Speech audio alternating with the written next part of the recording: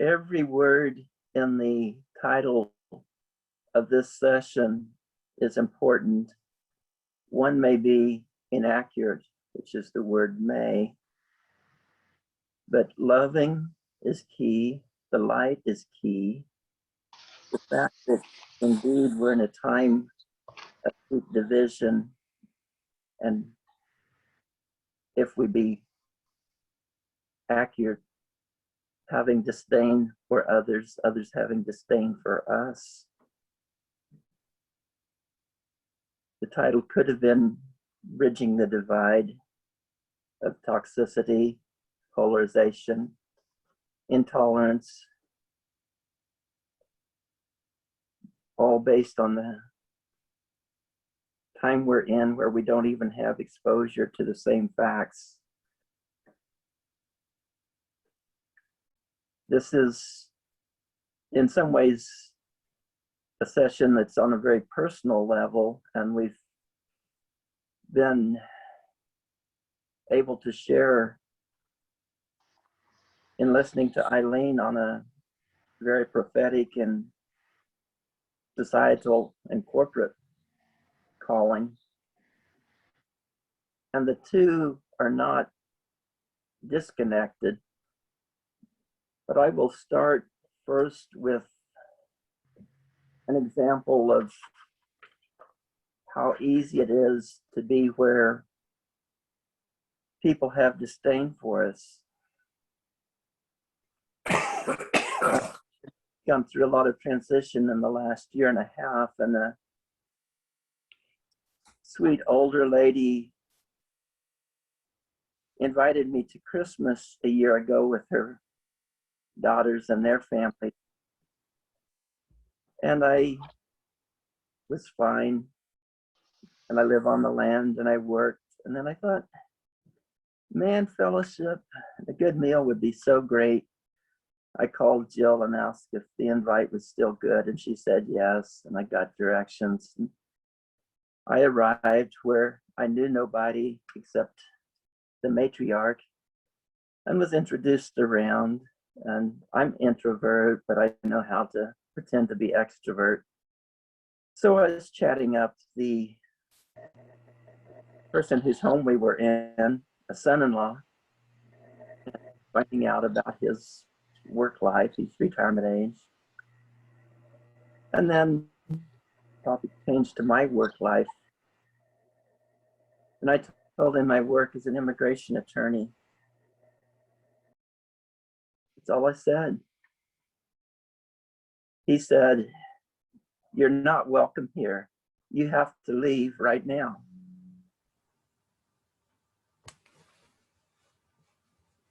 I hadn't thought that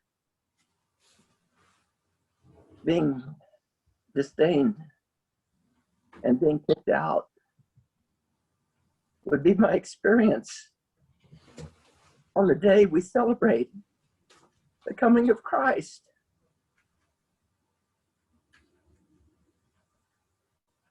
I breathed deep.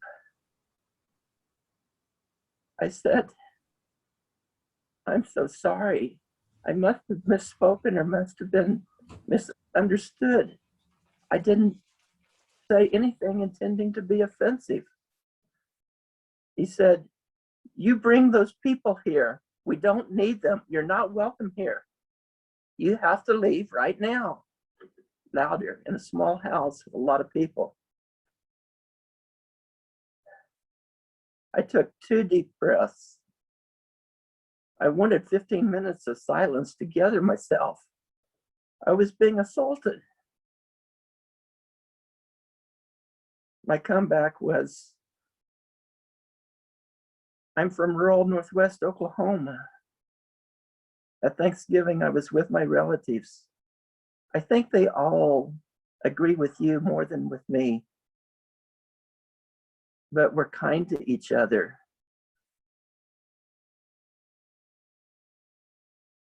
Because he had spoken so loudly and we were in a crowded house, I'm sure quite a few people were listening.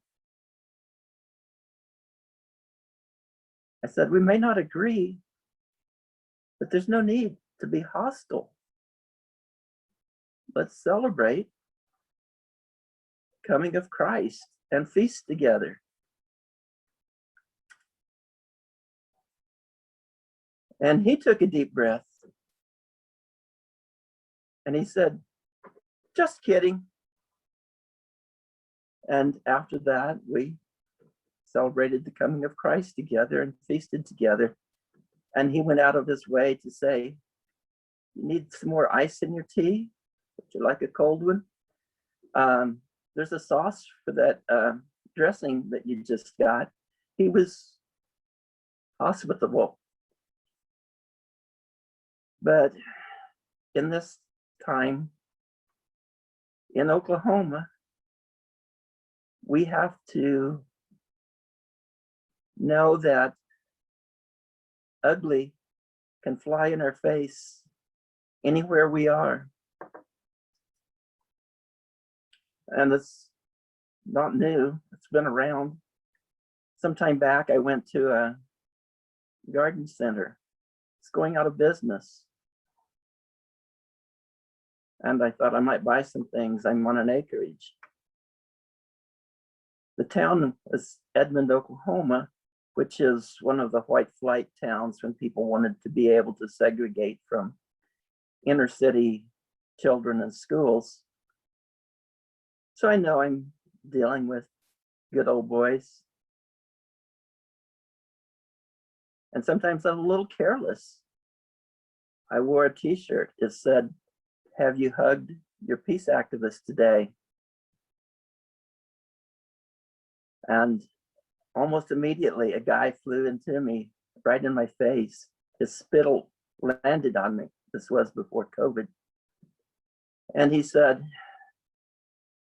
it's people like you that caused my service in Vietnam to be in vain. He whipped out his wallet and showed me he had a Purple Heart. He'd been wounded in war. Again, I thought I was just having a regular day, doing what country people do, go to a home and garden auction. And I was looking at doubled up fist. And I took a deep breath, wanting to be centered, wishing for 15 minutes. The time collapsed. And I said, I'm sorry about your injury. You served for what you believed in. And he said, hell no. I was drafted. And I said, you have a lot you want to say to me. I'm willing to listen. Are you willing to listen to me equally? And then he was silent.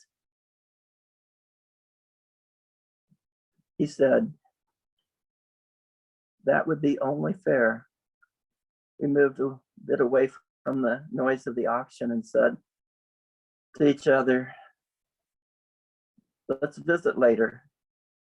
We became friends. We shared as we went through the auction what we were interested in. And he was disarmed solely because I expressed a willingness to listen.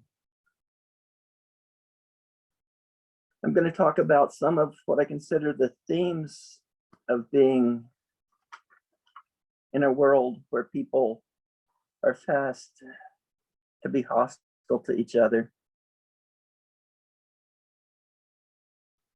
Parker Palmer writes, we have to have the chutzpah to speak our piece and the humility to listen to those around us, truly wanting to hear them. Marjorie Abbott has written a book, both themes, walk humbly, serve boldly, modern Quakers as everyday prophets. Each of those books would take 6 weeks to cover in a Wednesday night discussion group. I can't do that now, but from the couple of stories that I've lifted up, I want to state that, as Meister Eckhart has said, we're called to worship, we're called to pray, and we're called to move into the world as though we are still worshiping and praying. Quakers use the term walking in the light, being spiritual as we go out the door. I've studied materials written by people in other faith denominations, and it's how to be in a contemplative space in a noisy world.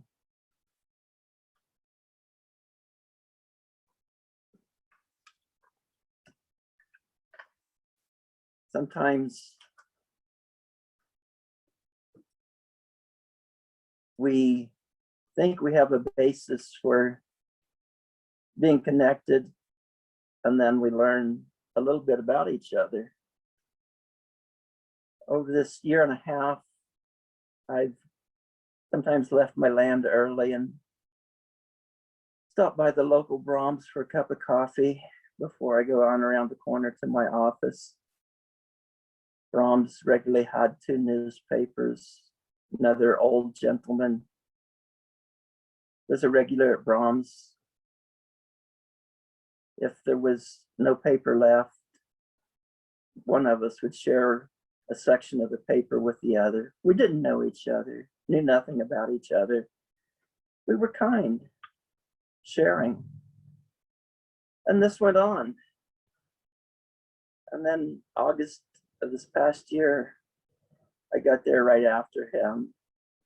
He had the paper, handed me a section. And then he said, "Did you listen to any of the convention last night?" And I said, "Yes." And he says, "Are you a Democrat?" And I said, "Yes." And he said, "We can't talk to each other," and immediately was hostile. This is after most of a year of being kind to each other. I felt a loss. I felt disappointed. I wanted 15 minutes to center and be silent and respond. But I said, and this is absolutely true, I have family that probably agrees with your understandings. We're kind to each other. I'm going to insist on being kind to you. Took my coffee and sat down with his section of the paper. He didn't say anything. He kind of looked at me and a tiny little wave as he left. The Brahms we have shared for most of a year, maybe longer. And a month later, the assistant manager, who was a very kind person, and we both appreciated, died, age 34. We shared a little bit of grieving a loss, unexpected. Over time, I continued to come to Brahms. Sometimes he would come before me or after. So we would share the paper. Brahms quit providing it. I went to the convenience store, got the paper, shared it. And he'd say, "But you shared the main section, don't you want that?" And I said, "Oh, I'll go to the ads first." And he said, "Join me at my table." And that was the first that we began to know each other. And he shared some of his journey, confided quite a bit of being despised by his church for being gay, leaving that church, being in a welcoming congregation, leaving that because his early religiosity trumped the Church of Acceptance. I had been studying some of the early Christian writings, and I said, "You are loved just as you are." He teared up a little bit.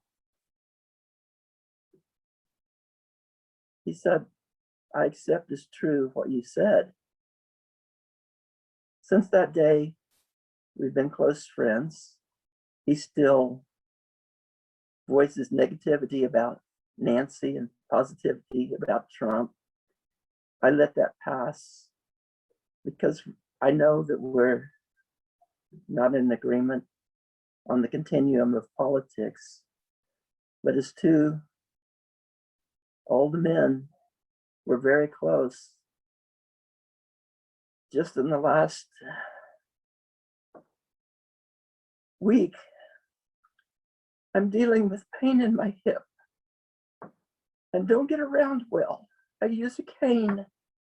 This is new to me. I'm still grieving. They called my number for my food. He'd come and sat down close to my booth and he said, "Stay seated, I'll get you food." And we talked, and he's grieving.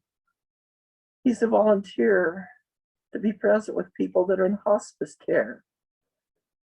And he knows he's supposed to not become attached, to just be there for them. But that's not real. That's not human. That's not who he is. It's a long story,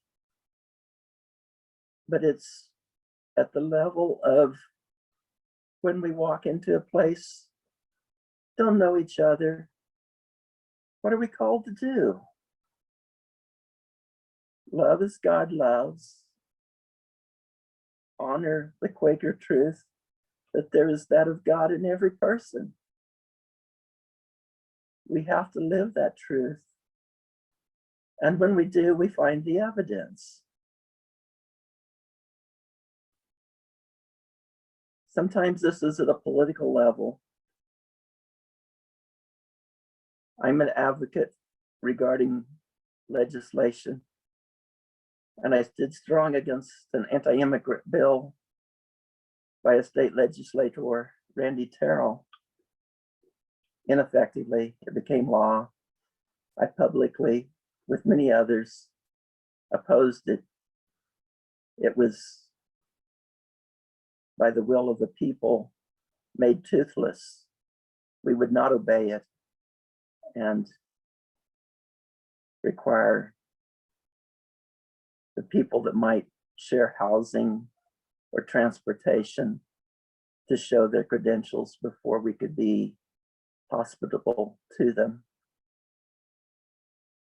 But later, I was at a banquet and there was a fundraiser going on in the outer room.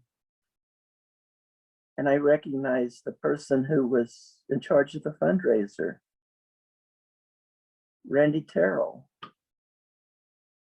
a highly successful anti-immigrant representative who believed he was king and went to prison. And I visited with him a little bit. We were arch enemies. I had publicly opposed the law that he saw to success. And he shared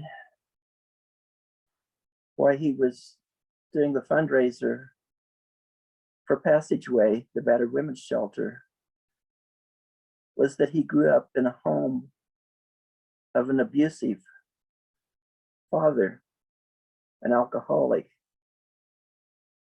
and was deeply traumatized and wounded, lived a life of insecurity and fear, and hid all of that to ascend to being a leading legislator.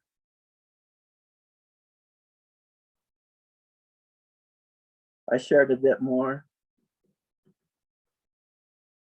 My own brother was his high school math teacher, and we shared a bit more. And the reason I bring this story up is not because it's about politics, but behind politics, when I operated as an activist, and I didn't show any love to the author of House Bill 1804, but strongly opposed the legislation effectively. But when I know the person behind that law, I grieve the trauma that he's lived, the way it's affected him. And I ask myself to grow in that moment, to always love my opponents, even when I don't know why they're like they are, living a life of hatred, to give them the benefit of the doubt. I don't think we generally are able to do that. And I know that it's something that I'm still working on. It's easy to just deal with the points that we disagree and not see the humanity in the other. But we're called to humility, to know that the other is equally a child of God, deserving of our love. And sometimes we can do that well. I've mentioned before that I've worked against anti-immigrant bills by Kevin Calvey, another representative, professionally, courteously, staying to the topic. And he said to me, yes, come over, I'll hear you on this, because you've always been polite and civil. And when the Coalition to Abolish the Death Penalty was looking for a legislative author for a bill, my Catholic friends said, of course, Kevin Calvey, a very conservative Catholic, of course, regarding ending executions. And I do believe that because I was able to always be polite and civil, he didn't mind crossing the street to associate not just with the Catholic abolitionist, but the Quaker abolitionist, the agnostic abolitionist, the atheist abolitionist. He stretched himself because he united with those people that on almost everything else, it was easy to disdain the values that we saw the other living.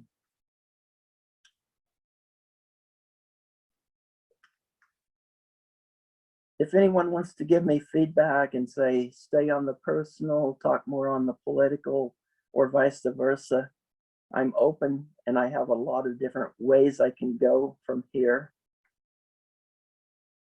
Help me know where we need to go.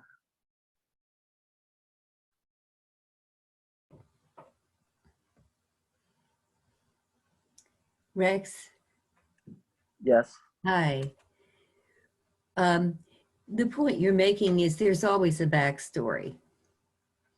And I think very classically, you know, Hitler had Jewish heritage. So, you know, he came through it through an abusive father who came through it through, you know, being bastardized and hated and despised, and that was just passed on. So, you know, there is always a backstory, and appreciate you sharing what you did. Thank you.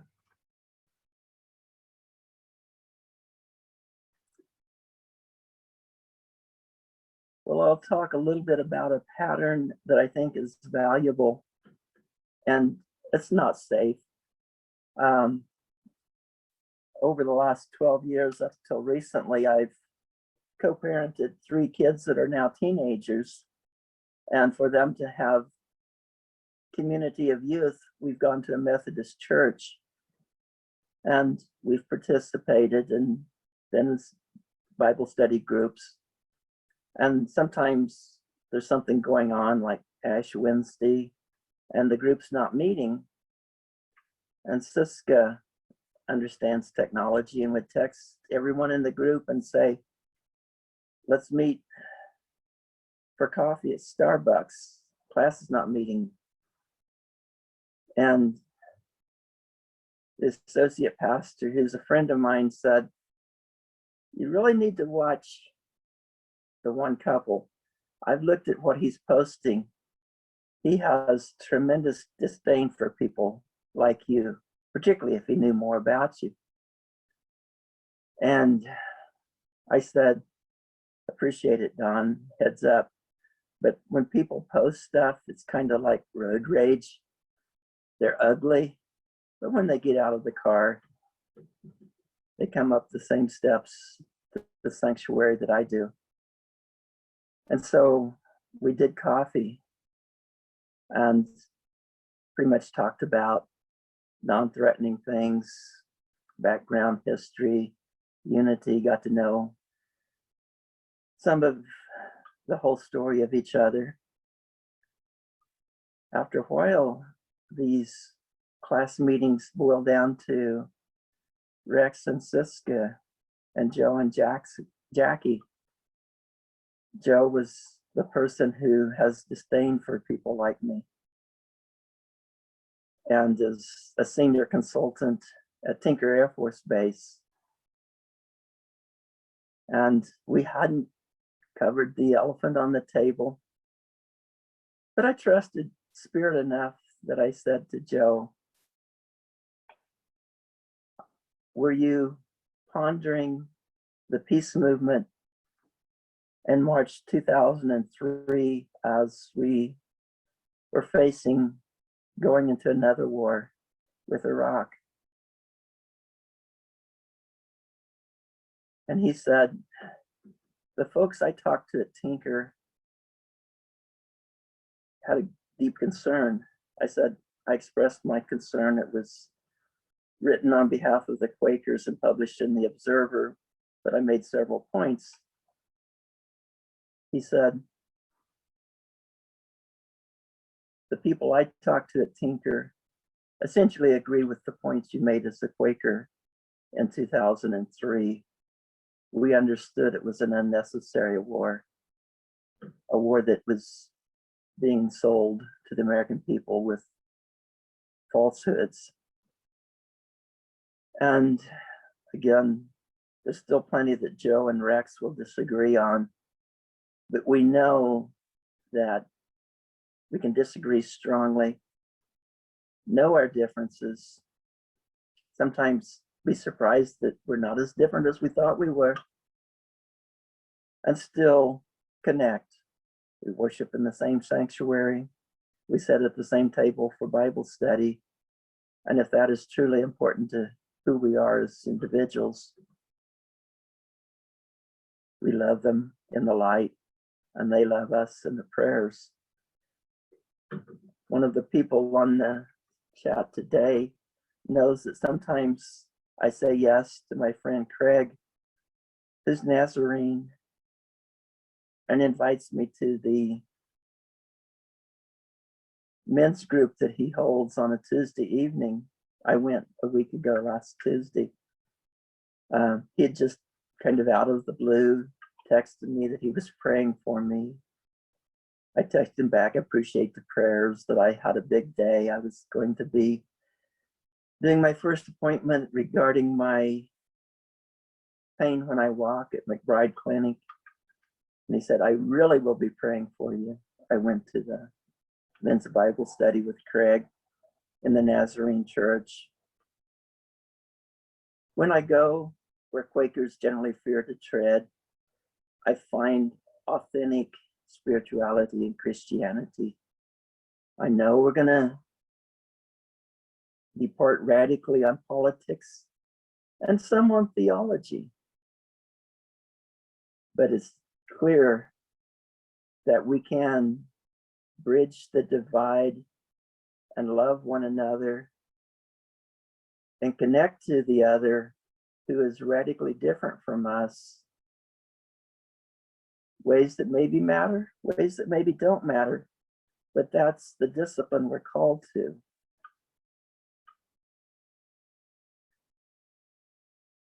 I've not gone to family gatherings during COVID, but the previous Thanksgiving before COVID, Siska was looking at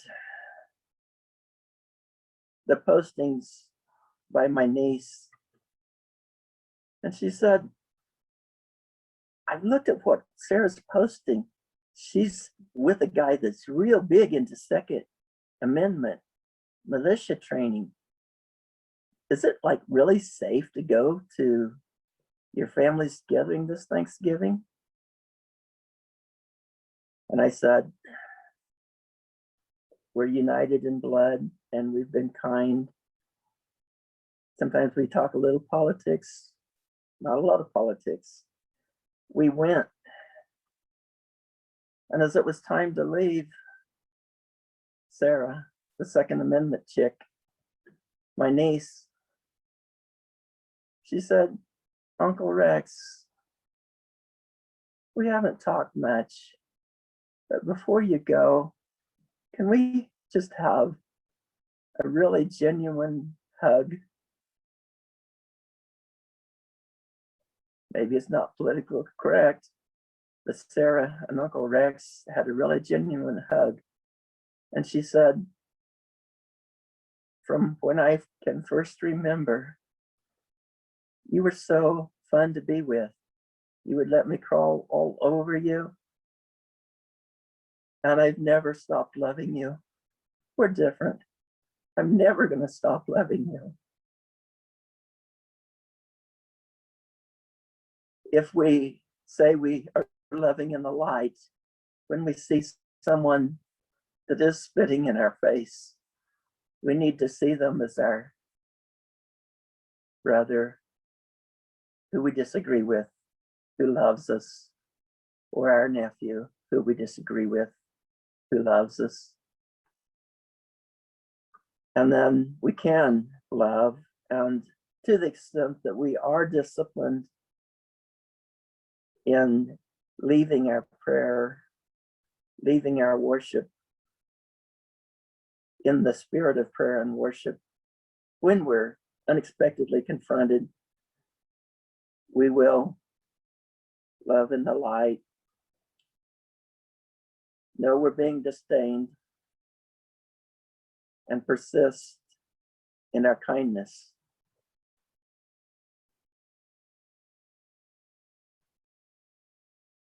Thanksgiving 4 years ago, I was staying at my nephew's house in Northwest Oklahoma, actually the edge of Kansas. And we got up and he said, I think you're pretty perturbed that Trump got elected. I'm just the opposite. I'm joyous. I'm for Trump. He was kind of trolling me a little. And I love Royce. And I know he loves me deeply. And I said, I visited my brother's home when you were a teenager. You would have a friend over for the weekend. Oftentimes it was Raul. Raul was with you on the weekend at the Friend Family Ranch because he was the best kid you knew from your high school.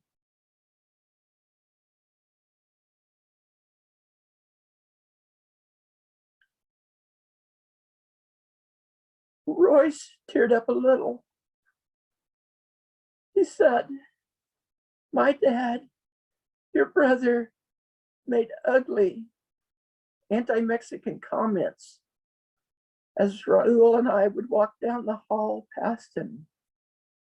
Wetbacks and worse. I said, Royce, I feel solid in our connection to have a deep conversation. Do you? He said, definitely.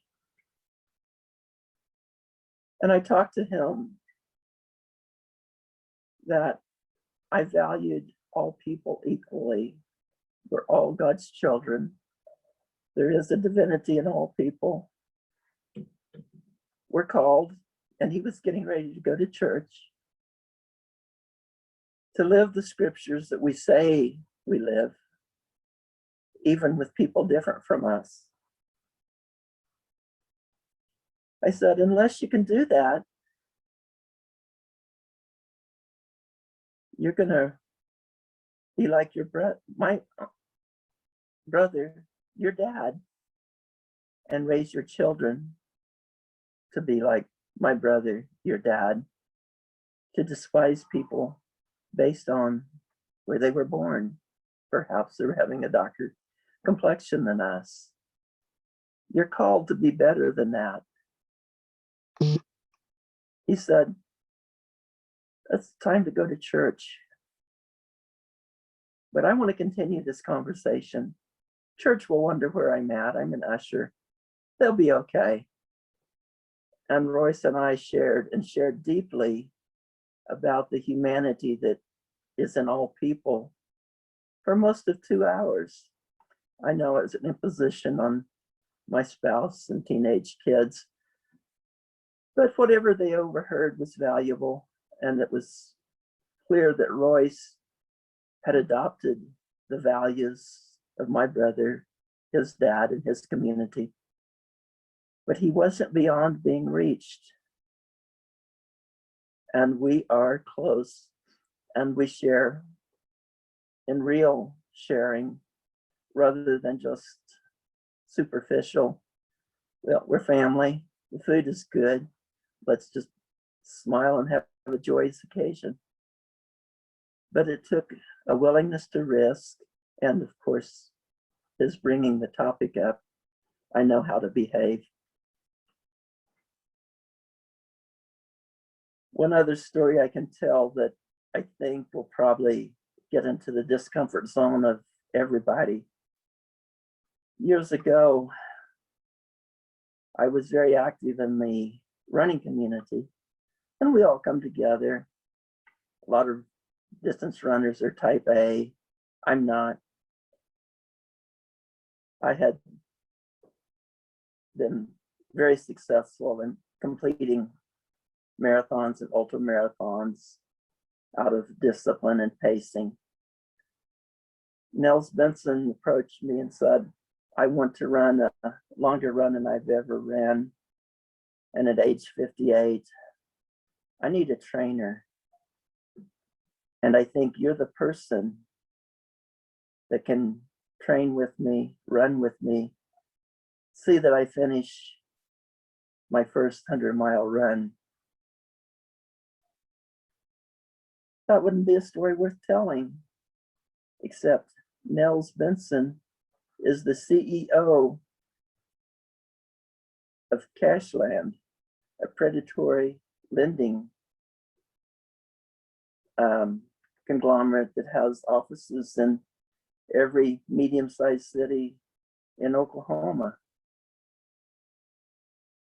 So oftentimes on the weekend, we would get together and initially run 10 or 12 and later 18 or 22 miles. And to run those distances, you run at a pace you can visit. And then we would be ready to sit down and have breakfast, a feast. And Nels and I sometimes kidded each other. It's good that we're together in Jones, America at the Rooster. No one will recognize us, because if they did, it would be bad for our reputations. We're people who have opposite values and opposite lives. And then Nels said, before we come up on the 100-mile run, let's go to the Black Hills of South Dakota and do a 50-mile run together. So we were off on a vacation together. and we took an extra day or two. And we had time in the car to visit as we walked around the Badlands of the Black Hills. And we shared. We did talk about the elephant on the table. He's a bright fellow, CEO of a succeeding business. We disagreed. I talked my values, restorative justice, and he said, hell no, I'm not going to employ someone that's a felon. They deal with cash, and I'm not going to put myself in that situation. We eventually finished a 100-mile run together, bonded through experience, but not values. I thought. I got a call from Nels. He said, Rex, I've hired a felon. She needs an expungement. She's a really good employee. Her crime's embezzlement. It's going to limit her in the future. She's got potential to go beyond what I can have for her. Can you do the expungement so her life's opportunities are opened up? And I said, sure. And I appreciate that all of that propaganda about restorative justice that you endured, some of it soaked in. And he said, you were speaking truth. I listened. I tried. It's right. He's still a predatory capitalist. He still manages his empire. But it's always interesting that in some ways, if we do what is not politically okay and connect to the folks whose values are total opposite, transformation can happen.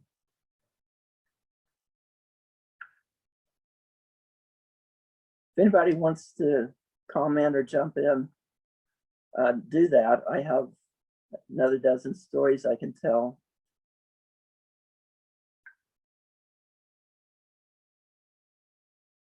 Years ago, myself and some of my faith-based advocate allies worked wanting to see constitutional amendment for Oklahoma to take the governor out of the pardon and parole process, because that made it political unless fewer people got approved to be released early onto parole. And finally, after years, we were successful and we had a ballot initiative. And at that very same time, the elected district attorney of Oklahoma County was getting a lot of media coverage that the Pardon and Parole Board were violating the Open Meetings Act and taking up items that were not on their publicized agenda. And his speaking to the media, facing investigation for filing of criminal charges.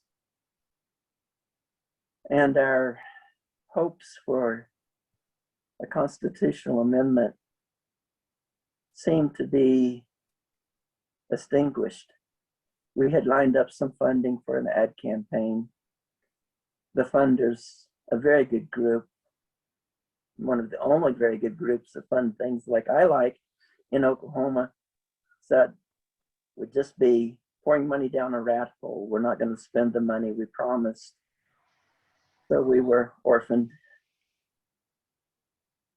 And Spirit led me to a really brainstorming time.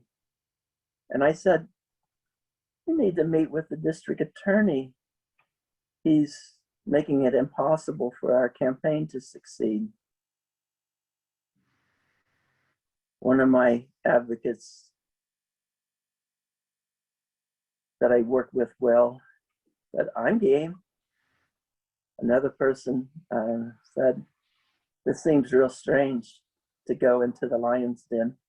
I'm game. And so we had a meeting with David Prater, and it was behind closed doors in his office. We were on his home turf. He had home court advantage. We spoke carefully and precisely, as attorneys do to district attorneys. And the first assistant district attorney responded and said, Rex, Stan, Rob, you're all way out of line to ask us to not go forward with a criminal case. And David jumped in and said, Scott, you need to listen better. They're asking if I can go silent till after the vote in November. And I'm going to. I disagree with Rex, Stan, and Rob. It's a bad amendment. But I know Rex and Stan. I'm getting to know Rob. Rex and Stan have demonstrated enough sincerity, enough integrity, enough respect for my person that they need their advocacy to be heard on the merits, not to be smeared by bringing criminal charges against the members of the Pardon and Parole Board. It's two different issues. I'm going silent. I heard later that the District Attorney's Council voted unanimously to oppose our amendment. And senior district attorneys turned to David Prater and said, you've got all of the access to the media. They're already been covering you all summer. Will you be our point person on reporting out our vote? And I don't know this to be true, but it seems to be. David said to senior district attorneys, I've got commitments, I'll pass. We waged an unfunded campaign for a constitutional amendment that the district attorneys opposed, as did the Sheriff's Council. And we won. But it's not about the winning. It's about, over years, working strongly with integrity, with civility, where an opponent gave us the benefit of the doubt to free our campaign not to be defeated by his actions, which he did bring criminal charges against the Pardon and Parole Board members. Part of what I think I've shared is when Spirit leads, it does strange things. It doesn't follow guidelines, rules. Perhaps it seems contradictory, because there's times when I know not to engage with the adversary.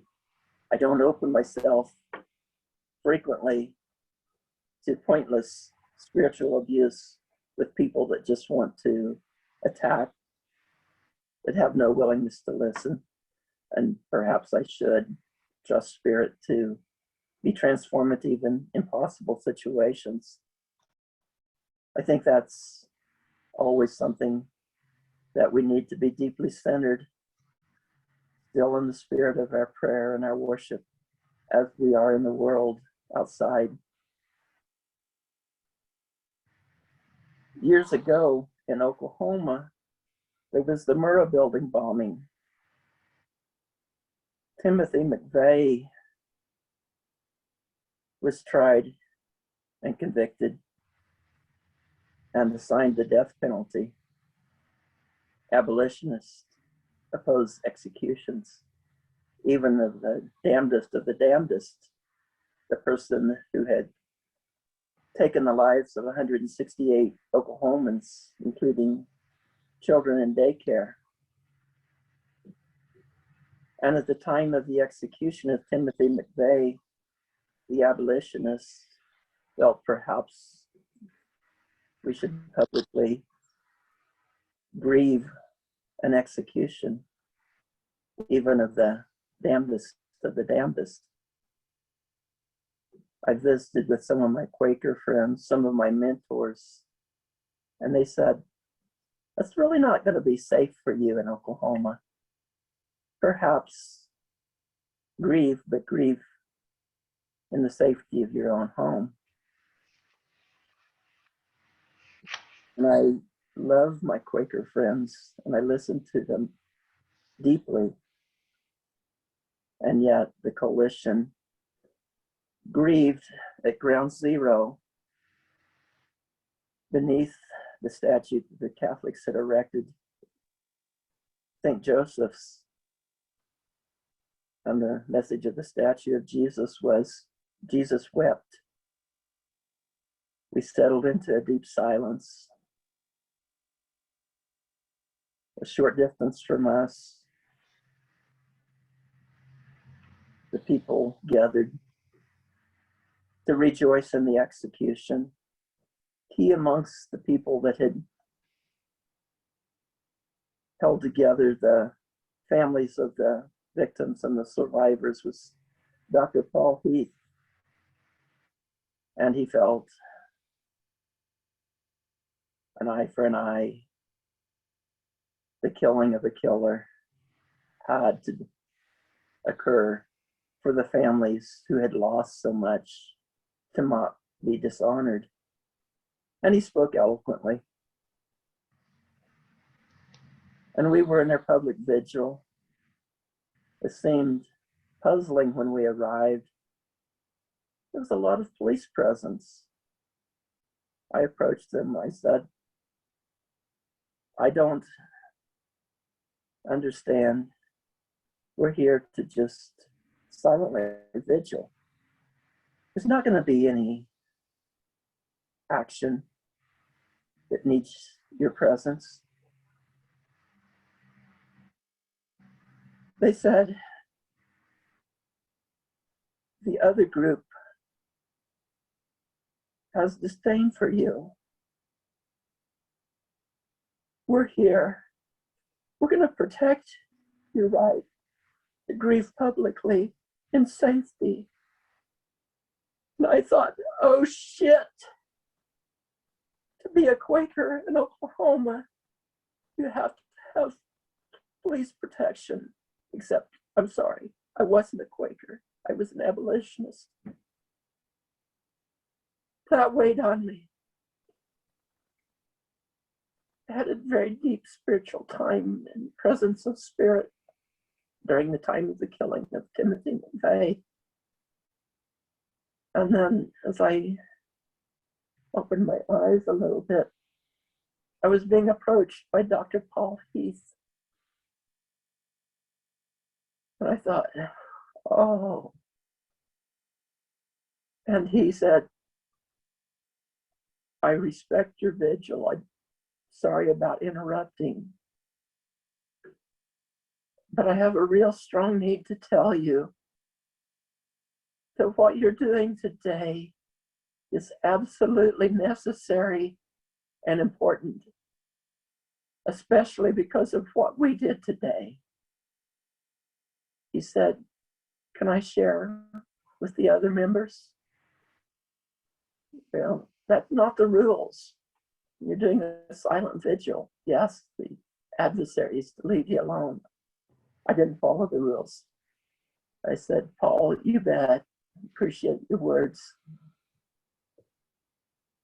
Soon after the killing of Timothy McVeigh was September 11th, 2001. And like today, when there's anti-Asian hatred, there was anti-Muslim hatred. And the interfaith and ecumenical community came together. Some of my friends and I had already planned a season of nonviolence and a public event. And we determined that we should incorporate that at a time when our Muslim friends are being targeted for hatred, that we need to say, as part of a season of nonviolence, as a core of the season of nonviolence, that we are all one. We contacted Dr. Paul Heath and told him about the season of nonviolence, and that he, more than any other person, could reach across the divide and speak strongly for an America that honors that we are all one, and that we include in our Muslim friends. That was only possible and fell into place through tragedy, divine coincidence, through a transformation, because even in the faith of wisdom, we persisted in a public vigil, grieving the damnedest of the damnedest. It's not easy. But my trust and my love for my mentors and my Quaker friends that said, it's not okay to do this publicly at this time. And my weighing that heavily and disregarding it hasn't broken trust, because even when we disagree with our most beloved allies, we do it honoring each other and not being disagreeable. In Oklahoma, as we were poised to go into an unnecessary war 18 years ago in the spring of 2003, the broader peace community came together and behaved like Quakers, even though very few Quakers, and said, our witness will be a spiritual walk for peace in silence around the Murrah bombing memorial. No signs, no expression of any content. We'll have a banner. It will say, spiritual walk for peace. It fell on me each time to ask people who had come to protest war to consider a spiritual walk for peace with no signs, to lay their signs down. I was confronted by peace activists, anti-war activists. I was called the czar, the censor of the spiritual walk for peace, disenfranchising people of their First Amendment, freedom of speech, by people I agreed with and I loved. It was hard. I said, we don't have to be the only voice.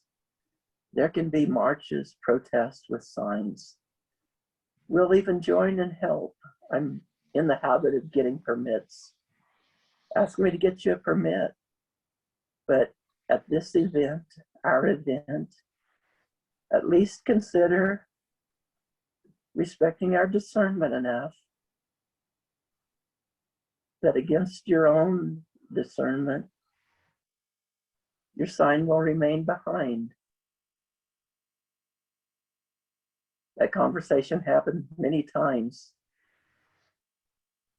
And the people that confronted me with hostility because of our spiritual walk for peace in silence with no signs, begrudgingly said,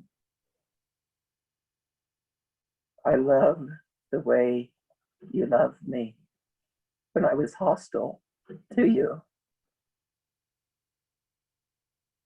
These are some of the hardest times when we feel led to lift up another perspective to those that are the best of the best in our community. I've sat with denominational leaders, and Rabbi Harris was outstanding in announcing the campaign, a Jewish rabbi, to stand strong with Muslims who are being targeted for hatred. And she said, the theme of the campaign is hate is not okay. Okay being the abbreviation for Oklahoma.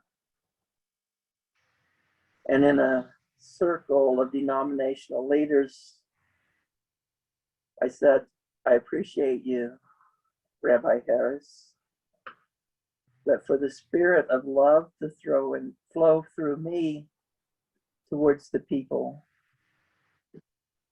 that have disdain for Muslims, I have to connect to loving in the light, positive energy. I know you've announced the hashtag for your campaign. Can you consider a friendly amendment? Peace for Oklahoma? And she was a little defensive, and egos are on the line when you're in front of bishops. And she said, but I hear you, Rex. And what you said has weight with me. We continue to meet the same table, to have great respect for each other. Recently, the rabbi announced another campaign opposing those who hate Jews and Muslims and people that are different than evangelical Christians. And then she looked over at me and she says, oh, Rex. And Michael, who was at my elbow, who is a leading member of the Jewish community, he said, Rabbi, you maybe stepped on Rex's toes, but you've stepped on my toes. We need to be more than opposing what is wrong in those who would hate Jews and Muslims and others. I'll voice it. We need a positive theme. Rex doesn't have to be the only one that says it's time for us as an interfaith community in Oklahoma to go positive, loving kindness. The change happens. Hey, Rex. Hey, Rex, this is John. Can I interrupt here and ask a question or make a comment? I'd love to hear you, John. Because I know our time is going to be up here in a minute. So I've been listening to your story. I don't think I've got it all straight, but a couple of things sort of stand out to me at this point in time. One is relationships are important, and that day in, day out, one of the things you've done, I believe, in Oklahoma City and in that vicinity is that you've paid attention to relationships. And you have, when relationships or occasions for relationships have developed, you have not forgotten to throw some mortar into that relationship. And then when things happen, people will remember a good relationship. And it's funny, they'll often decide to stand your way. I don't mean you, but I mean in general. They're going to appreciate the fact that you took the time to develop a relationship of whether it's trust, whether it's business worthiness, whether it's compassion, whether it's faith terms or not. Those relationships can be important. And like myself, you've spent a long time in one place. So have I. I don't think if I'm going to be honest, I don't think I've spent enough time worrying about relationships out in the community. I sure could have done better with that. But you have not neglected that. And in these moments of crisis, when difficult decisions have to be made, I think it's good for us all to see that that counts for something. That's important, and of course it would be in our country. Friends are generally valued when a crisis comes. So that was one takeaway for me. The other, I think I was trying to make sense of the individual you went to the Black Hills with.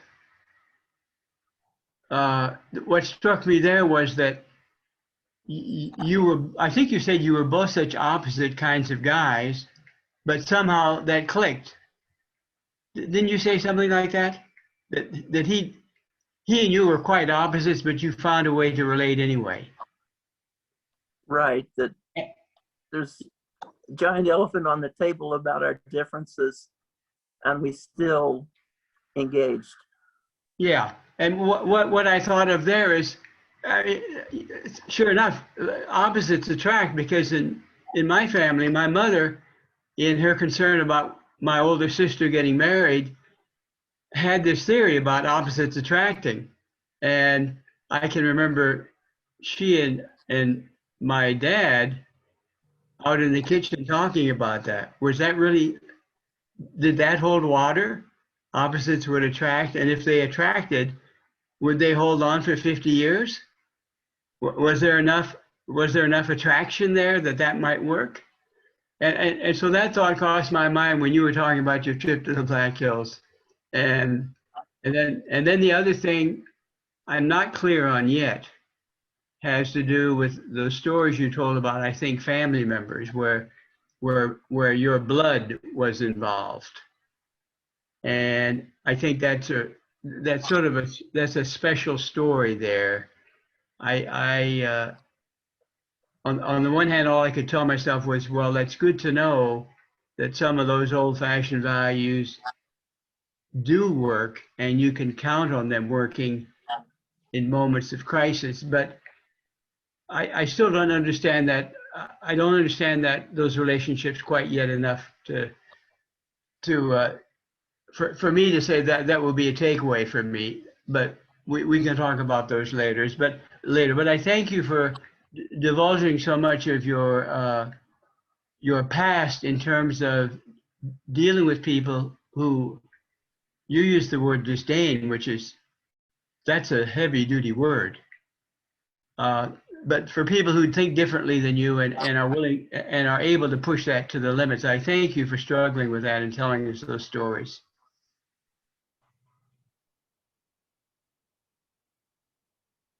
I invite additional comments, criticisms, feedback, reflections.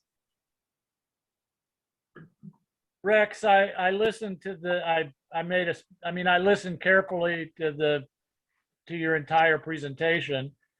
And the whole time it struck me very much like what I would call a lament.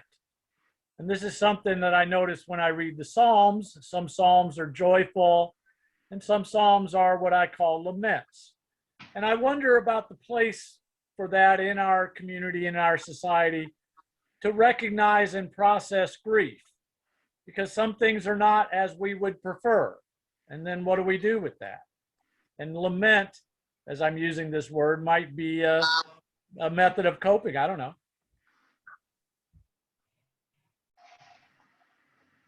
I think that lamentations have their place, and it may well be a foundation, but then again, we arise.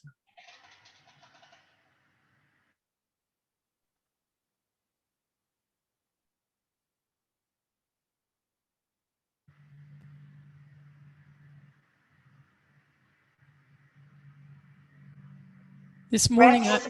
Oh, I'm sorry. Go ahead, Joni. no, you go ahead. I was just going to say, Rex, you told your story with such tenderness and wisdom that it will stay with me. It will stay with me. Thank you very much. Rex, this is Sharon Hayes.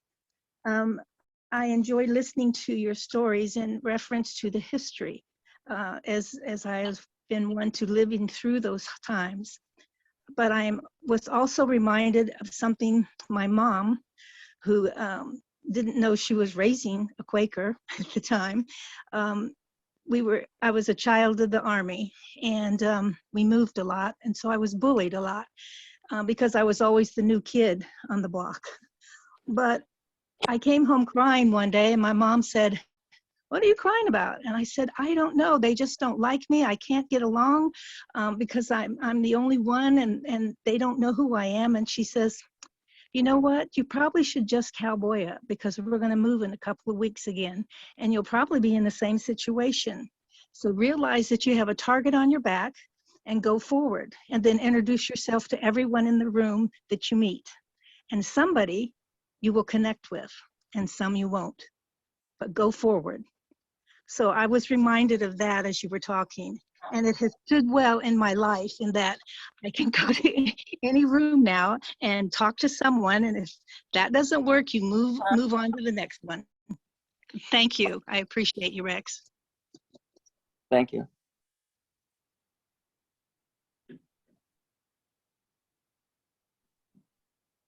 I'll do a little tangent on Cowboy Up. My granddad, when he learned that I was breaking colts to ride and entering the rough stock events at rodeos when I was 13, he said, "You need to learn how to fall. It's not the being bucked off that hurts. It's determined by how you land. And in this life, we're going to be bucked off, but we learn how to fall, and that determines where we are after being bucked off."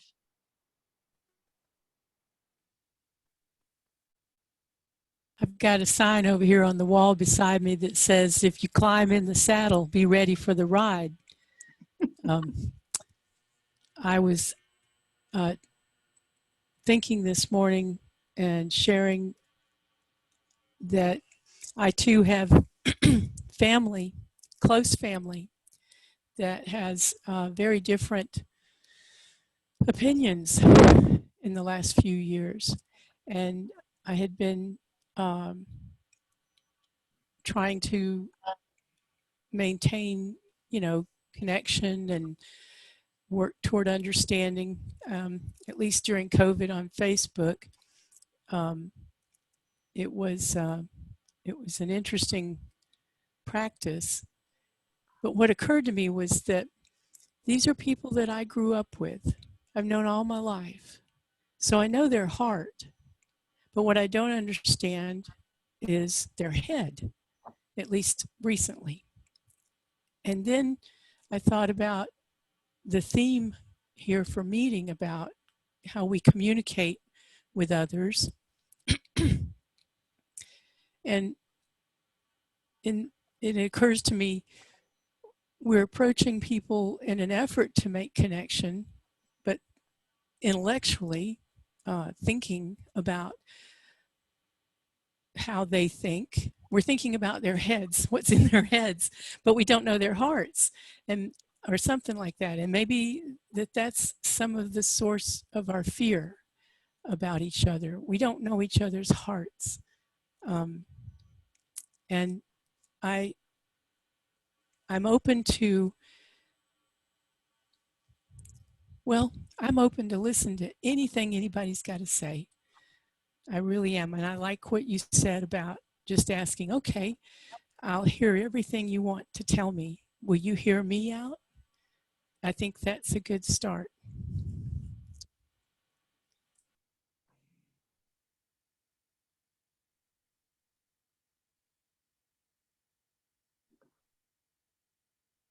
We don't know always what's in their heads. We don't know always what's in their hearts. But the tenets of our faith tell us that at the deepest level, there is that of God, which is the God that is dwelling deep within us. And the God that I acknowledges the God in the other. That's what we come back to when we are confronted and don't have an opportunity to go silent and be centered. That we face the God in that person, not what's on the surface.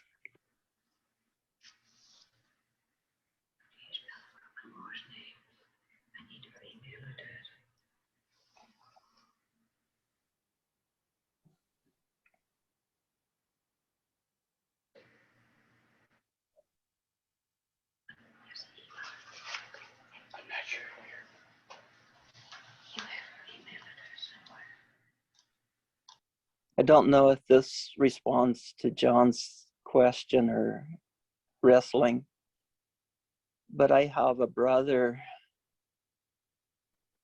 older than me that is mean and full of hatred and has a deep inferiority and has been abusive to me. And at some point I determined that I will not cooperate in further victimization by my brother. And at this point in life, he's got Parkinson's and has delusions and is diminishing. I visited and thought I was just carrying on conversation with a rancher, my brother. And he erupted with ugly towards me and stormed out of the room, the front room of his house. I said to his wife of 50 years, almost, "I'm sorry." And she said, "You should know better," blaming me.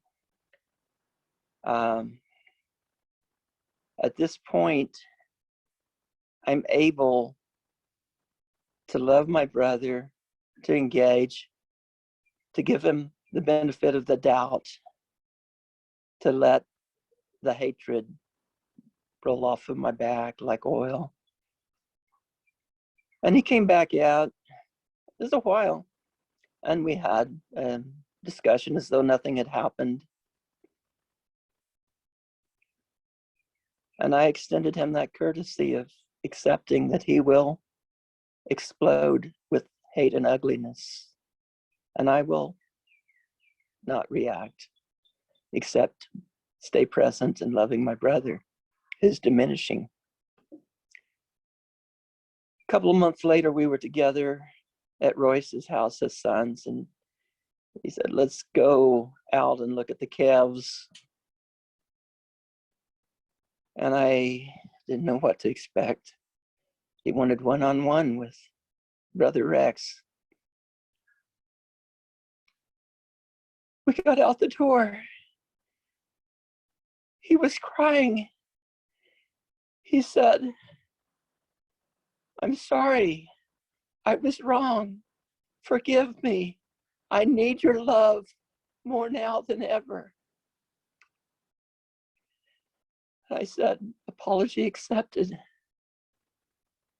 I never know until there's a situation how Spirit will guide me. I don't live by rules.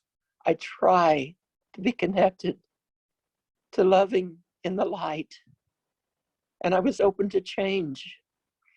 Recently, when Brother erupted on me, and I had been close to that for decades, but I gave him the benefit of the doubt. He's doing the best he can, given all that he's dealing with.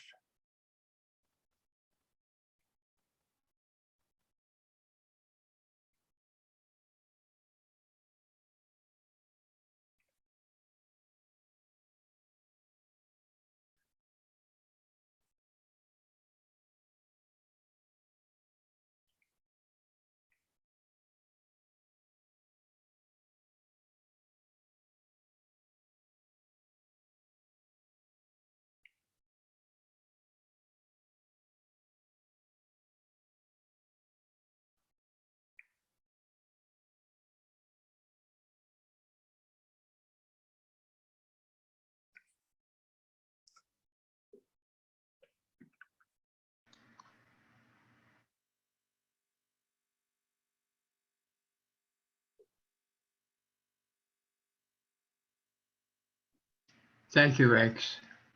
Thank you so much. Until next time. Appreciate you. Glad you're with us, John. Thank you. I'm not- Almeida, I saw Almeida. Yeah, bye, Almeida. Excuse me. Yeah. I think we're probably past time, and if people go, I understand. And if we're not shut down, I'll listen to other people's reflections if there are more. Everybody's excused.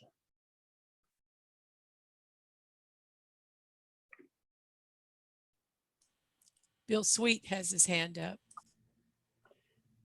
Let's hear from Bill.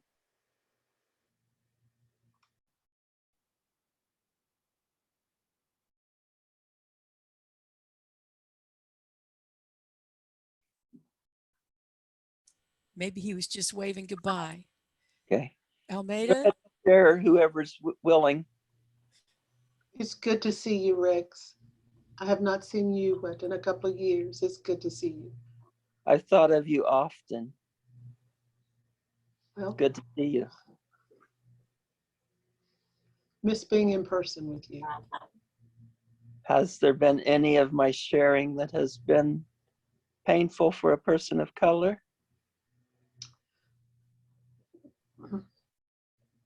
Well, this has been a very painful year for me. And I'm not going to go into anything, but I've had to work really, really hard to get to a place where I think I can breathe, because it became overwhelming to know the amount of that, and that word I think you use is very, very appropriate. The amount of disdain that is held by people for people who are considered other, and not just people of color, but women, anybody that's considered other than themselves. So yes, everything that you said it resonated. The emotions that you expressed, the pain, the frustration, yes. You did a good job expressing a lot of feelings that I've had. So thank you. I appreciate you. You're one of my favorite sisters. Well, thank you. And I enjoyed hearing about your relationship with your brother.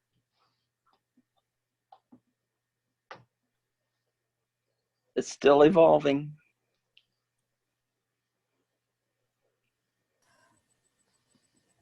Rex, as you told your story, and I kept thinking how steadfast you are, and it reminded me of that slogan we've heard this year again from the women's movement. Nevertheless, she persisted. And in your case, I think it's nevertheless, he persisted. Thank you. Thank you.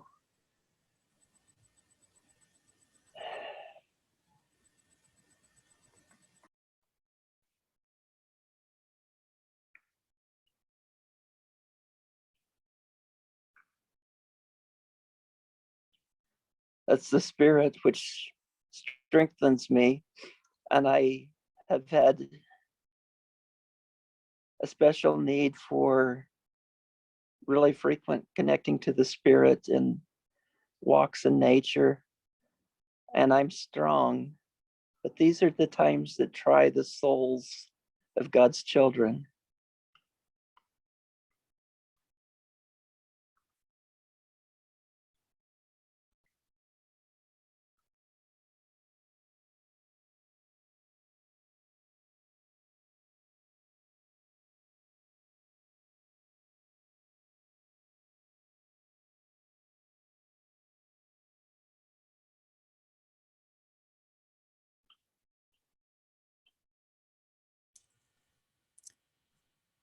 Thank you.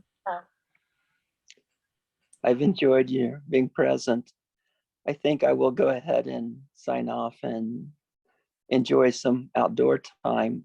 Thanks for everybody's energy and presence. Thanks, Rex. Thanks, Don.